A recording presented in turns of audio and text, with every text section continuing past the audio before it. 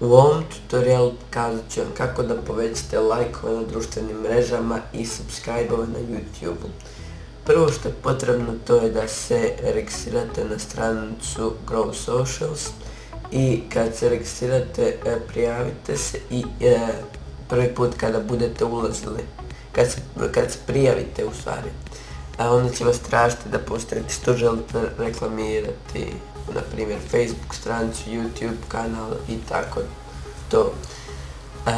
Ovdje pod home će vam pisati recent activity, tko se subscribe-ovao na vaš kanal, kada i tako. Ovdje možete pod manager page, evo na primjer YouTube channel je to kod mene, koliko se ljudi subscribe-ovalo na moj YouTube kanal preko ove web stranice, koliko će netko dobiti ovoga kredita. Kada klikne subscribe, to je kod mene 10, znači kad neko klikne na moj kanal subscribe, ovdje će se smanjiti za 10 kredit. Znači, što još mogu da vam pokažem. Ali zapamtite da ni ovo nije sjajan način za povećavanje subscribera, jer neki ljudi će ovdje kliknuti na subscribe, evo, ovdje sub channels, samo malo da se učita.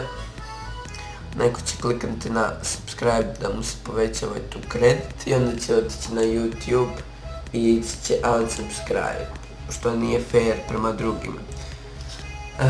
Tako da nemojte misliti da ćete u kratkom roku nabiti puno subscribera.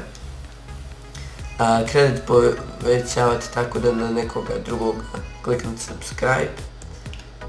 Tako i za Facebook stranice kliknete na like, kako već, što već reklamirate u stvari.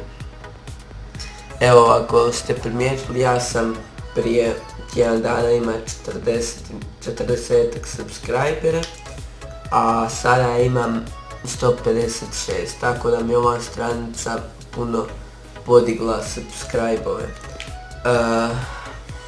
Evo, ovdje ćemo vidjeti.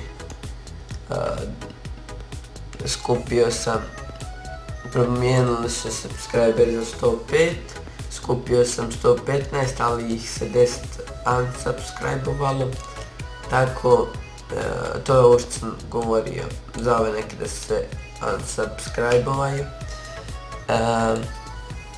Ovo je način da skupite subscribere, ali ni to nije sjajno, jer da bi se skupili subscribere morate imati dobre klipove i to u fullu editovanom. To je bilo to za ovaj tutorial, nadam se da ste nešto naučili.